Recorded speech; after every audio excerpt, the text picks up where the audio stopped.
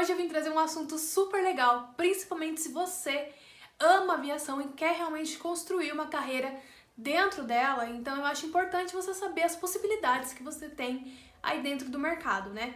Então o vídeo de hoje é voltado especificamente para quem quer ser comissário, mas pensa aí em um futuro próximo, daqui a alguns anos, o que você pode fazer dentro da aviação relacionado mais ou menos ao mesmo cargo, tá bom? Então chega de falação e bora começar esse vídeo. I never made it, but I know what it takes. I'm motivated by a mix of emotion. Got my statement, and I'm reading it slow so I can understand it. O primeiro deles é o comissário auxiliar, comissário da Nacional, enfim, como você queira chamar. Mas quando você inicia a sua carreira como comissário dentro de uma empresa, você começa na Nacional. Isso eu estou colocando a nível Brasil, né, gente? Porque se você for trabalhar numa empresa estrangeira, obviamente você já vai começar ali na Internacional, que a grande maioria faz voos para fora também, além do próprio país. Então, gente, quando a gente entra numa empresa, a gente começa como comissário auxiliar ou como comissário nacional. Muita gente tem essa dúvida com relação a quanto tempo que eu demoro para fazer voos para fora, ser uma comissária do internacional. Então vamos lá, vamos por partes. Hoje, na grande maioria das empresas, não vou falar todas, mas as que já fazem algum voo para fora, principalmente Mercosul, quando você entra na empresa como comissário auxiliar, você já tem a possibilidade de fazer esses voos também. Você não precisa ficar esperando anos para você começar a fazer voo para o Chile, para a Argentina, Lima, né, Peru, enfim. Não tem muito essa questão para os voos Mercosul, o tempo de casa, pelo menos na maior parte das empresas, tá? Então a gente começa aí fazendo esses voos tanto para dentro do Brasil como para o Mercosul. Existem algumas empresas aqui brasileiras que os voos deles são voltados realmente para regiões mais regionais mesmo aqui do Brasil. Então eles não fazem voo para fora. Então tudo vai depender da empresa que você for entrar e qual que é o perfil dela também.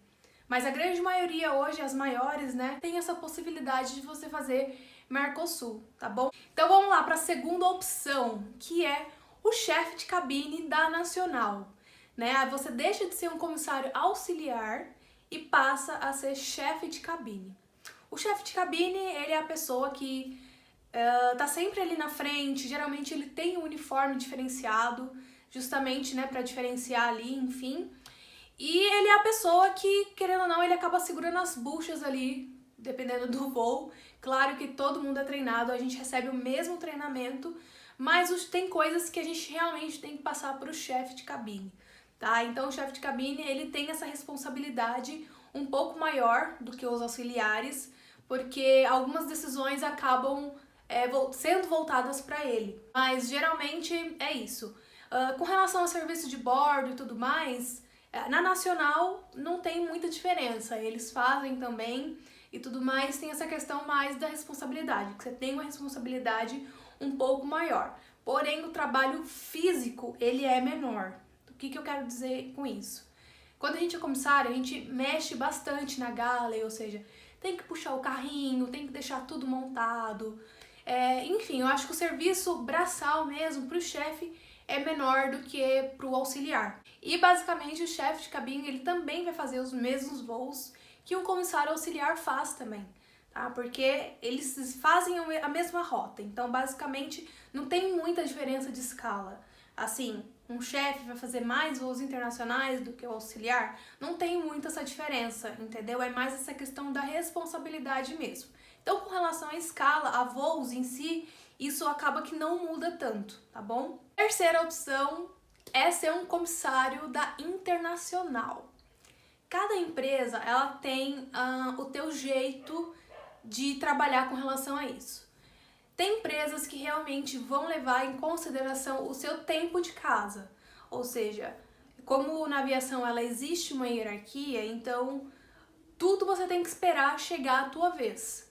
Então tem empresas que vão realmente seguir essa listinha, quando chegar na tua vez ela vai te chamar para você fazer esses voos para fora.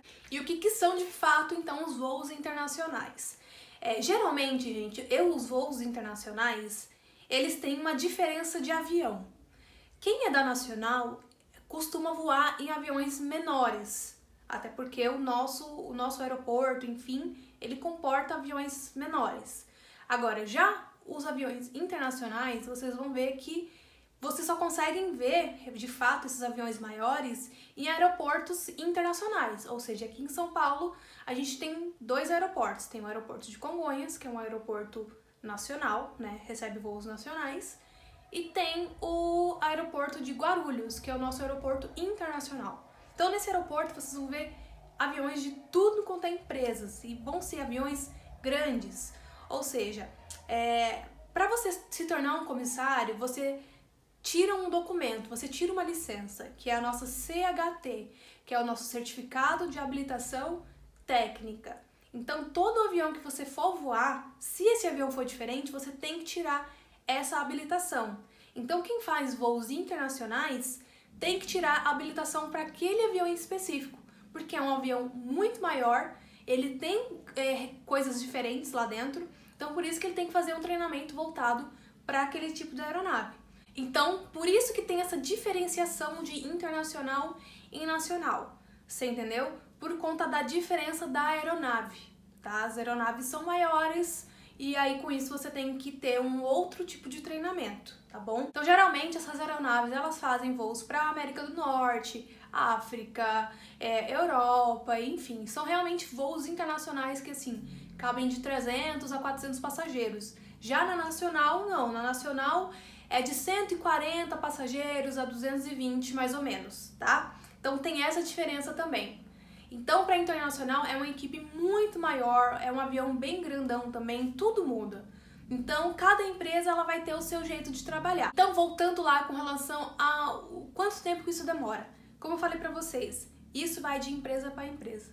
Tem empresas que têm mais de 10 anos, que muitas pessoas ainda estão na nacional, porque tem que seguir essa lista da hierarquia, né? Então, a empresa não consegue muito movimentar os funcionários por conta disso.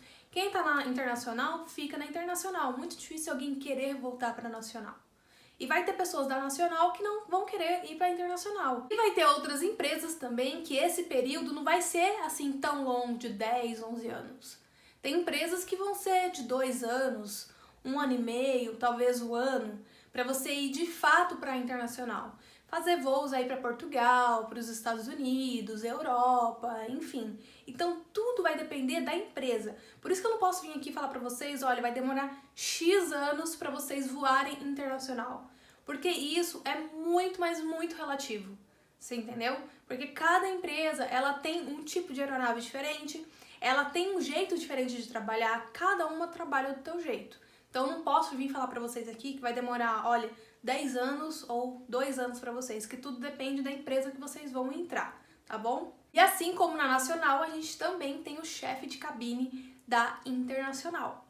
E é a mesma coisa que eu tô falando para vocês da nacional. O serviço braçal, né, você realmente pegar o peso ali, pro chefe é um pouco menor, porque de fato ele tem outras responsabilidades.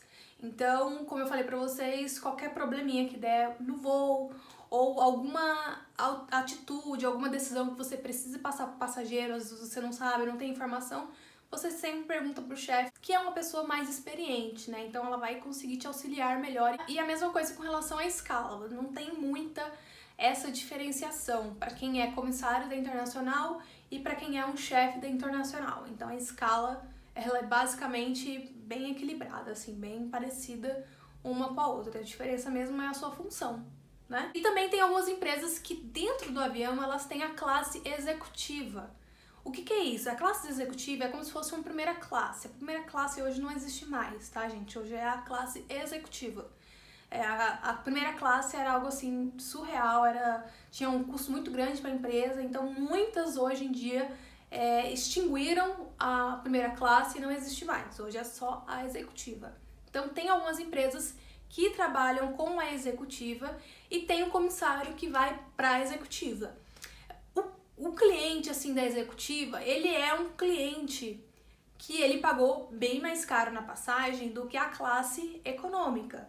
Então, quando vai um comissário para lá, obviamente que tem que ter todo o perfil que a empresa vai exigir, só que como eu falei para vocês, na aviação tudo é hierarquia, tá? Então, o que eu até esqueci de falar pra vocês nos outros pontos é o seguinte, que tem empresas que vão realmente seguir essa lista, por exemplo, chegou a sua vez de ir pro internacional, chegou a tua de ir, eles vão seguir e você vai automaticamente para essa função, eles só perguntam se você realmente quer ir ou não. E vai ter empresas que você vai ter que passar realmente por um processo seletivo. Por exemplo, quando chegar a tua vez de ser chefe de cabine, você vai ter que passar por um processo seletivo para saber se você está apta a assumir aquela função. E tem empresas que não, tem empresas que realmente você vai só seguir ali a lista da hierarquia e quando chegar a tua vez, a empresa só vai te perguntar, você quer ir ou você não quer? E você vai só responder sim ou não, tá? Então, algumas empresas têm executiva e outras também não. Tudo depende da empresa que você vai entrar. Bom, e agora saindo um pouquinho de dentro do avião, o que mais que você pode fazer, né? Existem algumas funções que, para quem é comissário, acaba você tendo um pouco mais de vantagem, justamente por você já ter passado pela experiência, por você ainda estar voando e tudo mais, que é ser checador. O que é isso? O checador, gente, é o seguinte, todos os anos a gente tem que passar por uma prova dentro da empresa, independente de qual empresa você entrar. E essa prova é para realmente te checar, fazer um check-up geral, para saber se você está realmente preparado para uma situação de emergência, para saber se você não esqueceu nenhum procedimento, primeiros socorros, combate ao fogo, tudo isso. Então, o checador, o que ele faz? Ele aplica essa prova em ti, só que é uma prova totalmente prática. Você entra de fato dentro do avião, não são todas as companhias aéreas que tem, mas a grande maioria hoje tem lá o seu simulador e você entra lá dentro junto com esse checador e aí ele vai te passando as simulações e você tem que responder e algumas você também tem que colocar na prática. Então tem que mostrar lá como é que, por exemplo, você vai desengasgar um bebê, como é que você apagaria um fogo no toalete, por exemplo. Então tudo isso a empresa ela passa um treinamento pra gente. Porque como a gente não passa, graças a Deus, por muitas situações de emergência, então precisa fazer essa reciclagem todos os anos. Então todos os anos precisa desse profissional para checar os comissários, para saber se tá todo mundo ok, se tá todo mundo apto, enfim, tá? Então por isso que existe essa função. Geralmente o checador, gente, ele tem alguns requisitos. Muitos deles você tem que ter X anos voando na empresa e muitos também exigem que você seja chefe de cabine, tá? Tanto nacional como internacional. Vai depender também da empresa, tá? Então, basicamente, são esses os requisitos. Como eu falei pra vocês, não tomem isso aqui como uma base, é isso e ponto. Porque cada empresa vai trabalhar de um jeito. Tomem aqui como referências para quem quer realmente construir uma carreira dentro da aviação, saber mais ou menos como funciona, tá bom? Então, basicamente, o checador é isso, é quem vai aplicar ali a prova em ti. Ele tem que ter o manual de cabo a rabo, na verdade, todos nós temos que ter tudo aqui dentro da cabeça, mas o checador, ele é ainda mais cobrado por isso, né? Porque ele vai te cobrar ali o manual de ti, então você tem que saber. E a cobrança também pro checador é assim, 3 vezes maior do que pra gente que é comissário, porque como ele vai aplicar a prova, então ele tem que saber de fato o que ele tá te perguntando, você entendeu? Então basicamente é isso que o checador faz e geralmente o checador, ele voa também, só que ele faz assim 1 ou 2 voos por mês ali no máximo, ou a cada 3 meses, só pra de fato não perder a carteira, né, que é essa habilitação. Porque se você fica muito tempo sem voar, você perde essa carteira, você perde a habilitação, você perde o direito de voar. Você tem que fazer um treinamento todo de novo. Então, geralmente, quem é checador ou faz pouquíssimos voos por mês, ou tem uma escala bem parecida com os dos comissários normal, mas ainda tem esse plus, né, de ser checador. Então, a escala dessa pessoa geralmente é um pouquinho diferente, porque daí ela tem que ter os dias dela para voar, e tem os dias dela que ela tem que ir lá e checar os comissários, né? Aplicar essa prova que eu falei pra vocês. Outra função, saindo um pouquinho fora do avião, que é ser supervisora dos comissários. Geralmente a supervisora também, ela já voou, ela já passou por toda a rotina, ela entende de fato como que é a nossa rotina. Vou repetir de novo, não posso afirmar que todas as supervisoras ou supervisores foram comissários, mas todos que eu conheci até hoje foram. Então, eu não posso chegar aqui e afirmar com muita certeza pra vocês, tá bom? Mas a supervisora, geralmente, ela trabalha em um escritório, né? Geralmente ali no próprio espaço que a empresa oferece para os comissários irem lá e bater o seu cartão, né? Quando a gente se apresenta no aeroporto. E geralmente a supervisora, ela tem o horário de uma pessoa de segunda a sexta, né? Então tem um horário comercial de fato mesmo. Então a supervisora, ela vai estar ali para quê? Para supervisionar os comissários. Então, se alguém tiver tido algum problema no voo, alguma reclamação, ela fica responsável por, de fato, auxiliar as pessoas também, se tiver com alguma dúvida, com relação a algum procedimento também que, né, embora tenha o chefe de cabine ali também, mas a supervisora, por ela já ter tido esse tipo de experiência, ela também pode te auxiliar nisso. Então, assim, supervisor, o próprio nome já diz, né? Então, é basicamente pra não deixar nada sair da linha, né? Ficar tudo bem certinho ali. Então, todo problema, assim, maior que a gente tem no voo, geralmente passa pela supervisora pra saber o que aconteceu. Às vezes ela tem que chamar os comissários ou as pessoas que tiveram ali algum problema, enfim, pra conversar e entender melhor o que aconteceu. E aí, dali, né, enfim. Então, basicamente é isso. A supervisora, ela já não voa, né? Ela teve essa experiência, mas ela não voa, geralmente, tá? Também tem as assistentes da supervisora, ou assistentes, né? Enfim, homem ou mulher. Geralmente, não vou dizer todos, mas tem assistentes que nunca nem voaram, nunca nem tiveram contato com a aviação em si, mas estão ali, sabe? É uma função.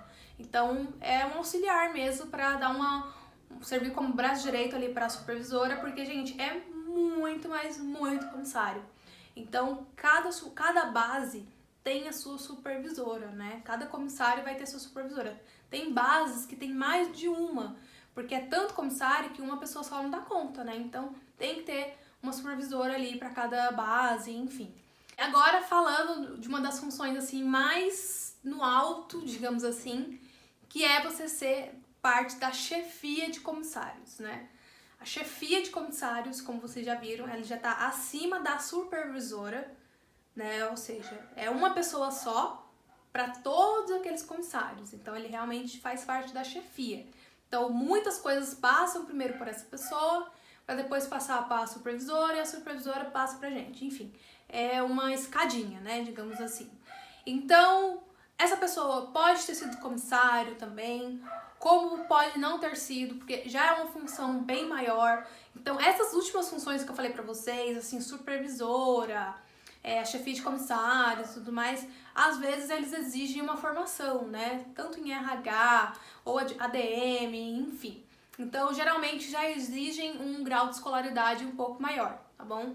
Então, a chefia de comissários, como eu falei pra vocês, é bem dos tops. Já é uma pessoa que não voa também, igual a supervisora.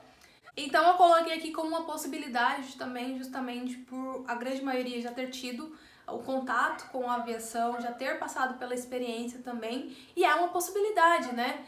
Essas áreas que eu tô falando pra vocês não são mercados assim super abertos, que assim, todo ano tem vaga, não. São vagas bem restritas e bem concorridas, né? Justamente para quem já tá ali dentro da empresa, enfim. Passa por todo um processo, enfim, cada empresa vai exigir uma coisa. A última função que eu queria trazer aqui pra vocês, que isso é óbvio, né, que vai ser muito particular de cada pessoa, que é ser piloto de avião, tá? Tanto homem quanto mulher pode sim se tornar piloto, não tem essa restrição. O que eu quero deixar claro pra vocês aqui, gente, é que nenhuma dessas funções aqui a empresa ela vai te pagar, por exemplo, para você tomar um conhecimento, fazer uma faculdade, que nem um curso de piloto, é caríssimo, é mais de 100 mil reais. Então, assim, a empresa ela não vai te auxiliar nessa questão. Se você quer realmente migrar de função, você quer realmente crescer dentro da empresa, você vai ter que correr atrás dos teus cursos, bancar tudo por conta própria, entendeu? Mas qual que é a diferença de você ser piloto quando você está trabalhando dentro da empresa e quando você está fora da empresa? Quando você está dentro da empresa, como eu falei pra vocês têm que ter o curso e tem que ter as horas de voo. né? É que nem para comissário. Comissário a gente só faz um curso. O piloto ele faz o curso e ele ainda tem que voar. Ele tem que aprender a mexer ali no avião, né? Igual quando você vai tirar uma habilitação, uma carteira de motorista. Você passa pelo seu CFC e você tem as aulas práticas, que é você dirigir. Então, o piloto é a mesma coisa. E o que torna o curso caro do piloto são essas horas, que eles têm que ter as horas de voo. Então, caso você queira ser piloto, queira, né, ter essa carreira, passar como comissário e depois ser piloto e tudo mais. E qual que é o legal? Hoje, a grande maioria das empresas, elas exigem uma quantidade de horas de voo ali. Então, para quem já trabalha dentro da empresa, essa quantidade de horas é bem menor. E para quem já é fora da empresa, né, não trabalha ali dentro, ela vai exigir horas, tipo assim, o dobro, sabe? Então, assim, tudo é mais caro para quem tá fora da aviação. Pra gente que já tá dentro, tem essa possibilidade, né? Você consegue se tornar um piloto com menos horas, você entendeu? Então, é esse o benefício de você ser piloto dentro e fora da empresa, enfim.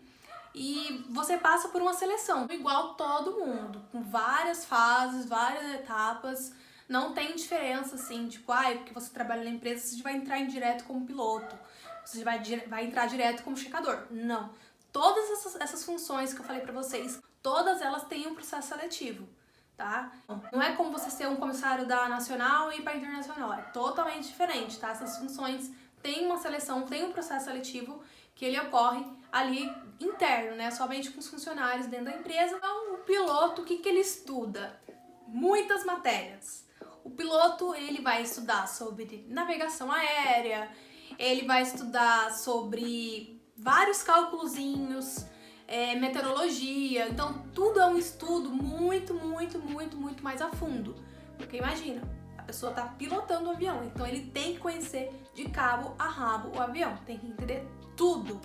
A gente que é comissário, a gente também tem um treinamento quando a gente entra na empresa sobre algumas matérias que são parecidas com os de piloto, só que são coisas bem mais leves, digamos assim, o que é cobrado da gente. Para piloto já é algo bem mais a fundo, né? Então é importante para quem quiser dar uma olhada, né? Enfim, como se tornar piloto. É interessante, é bem legal para quem gosta, né, das matérias, enfim. Tem playlist aqui no canal somente com assuntos da aviação. Se você caiu aqui por de paraquedas, seja muito bem-vindo. Eu espero muito que você goste dos vídeos. Eu vou deixar linkado aqui em cima, em algum lugar, essa playlist, que tem muitos vídeos que talvez possa te interessar, possa te ajudar, tá bom? Então é isso, espero muito que vocês tenham gostado. Um beijo e até o próximo vídeo.